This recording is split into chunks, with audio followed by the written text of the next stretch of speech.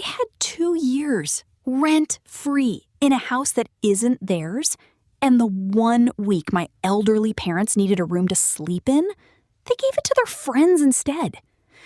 Today, we've got 4 stories about family members who forgot exactly whose house and whose kindness they were living on. Let's get into it. I own a family property with my parents, a house that's been passed down 3 generations in a major Asian city. A couple of years ago, my husband's younger brother hit a rough patch, so we let him and his wife stay there completely free while they got back on their feet. No rent, no bills, nothing. Every year, my family visits for 2 weeks, and every single time I've had to ask them politely to clear out of the main bedroom while we're there. They always dragged their feet about it until my husband reminded them whose house it actually was. This year, I couldn't make the trip, but my parents went without me. I gave my brother-in-law 6 months' notice on the dates. Everything seemed fine. Until my parents called me from a hotel.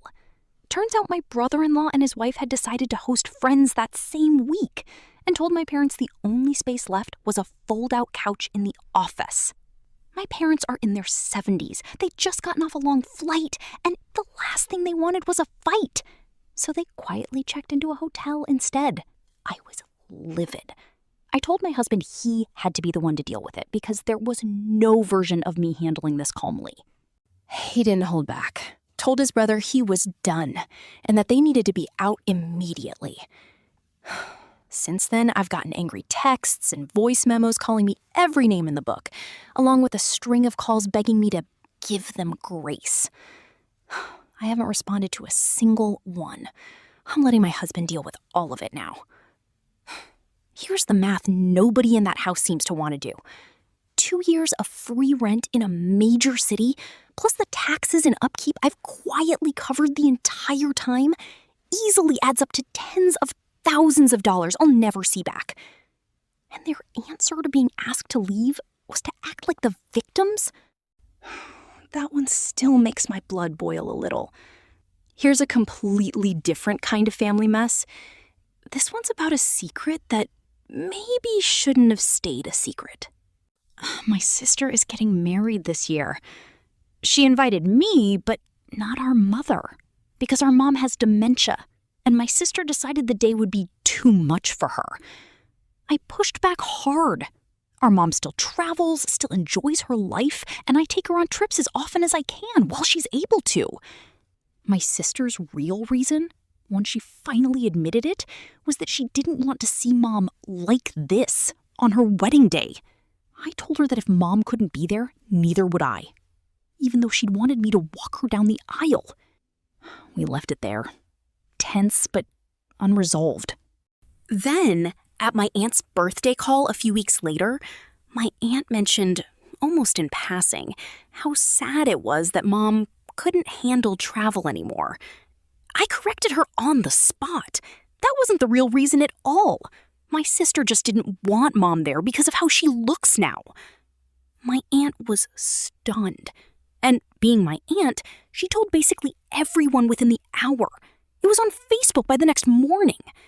Now my sister is furious with me for ruining her wedding, insisting I should have kept quiet about her decision.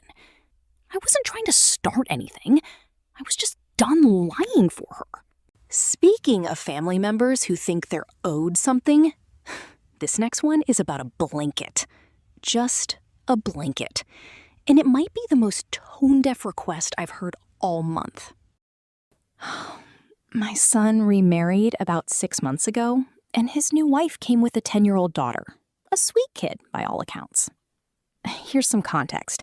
For every grandchild born into our family, I hand sew them a large blanket, twin bed-sized. It takes me weeks. My arthritis has gotten bad enough now that I genuinely can't do it anymore. My son asked if I'd make one for his stepdaughter. I said I physically couldn't.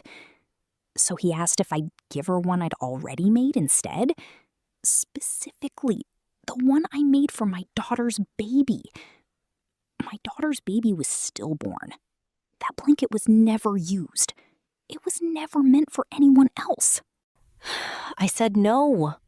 My daughter-in-law called me furious, accusing me of not treating her daughter like a real grandchild. My son told me flat out, give her the blanket or I don't get to see the kids anymore. I could not physically make myself hand over a blanket sewn for a baby I never got to hold to a child who has nothing to do with that loss. Just thinking about that conversation makes me sick to my stomach. Last one. This is for anyone whose parents disappear right when they needed them most, and then showed back up the second they wanted a say in their life. When I graduated high school, it was a whole production. Dinner, my mom crying, my dad giving a speech, both of them telling everyone how proud they were. Then I moved into my dorm, and it was like I stopped existing to them.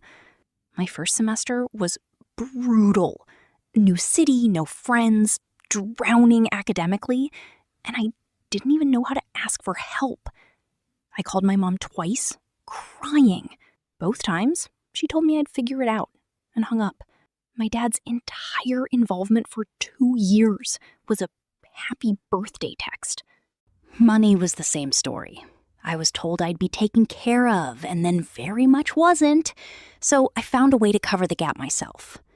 Sophomore year, something genuinely hard happened, and I needed my mom. She said she had a lot going on and we'd talk later. We never did. That was the moment I stopped expecting anything from either of them. Now I'm back home for the summer to save money, and suddenly, out of nowhere, both of my parents are extremely invested in my life. My mom wants my schedule. My dad forwards me LinkedIn posts with no explanation. They have opinions on my sleep, my job, my future. I smiled through 6 weeks of it, until one night my mom told me I needed to be more focused, and my dad backed her up. I put my foot down.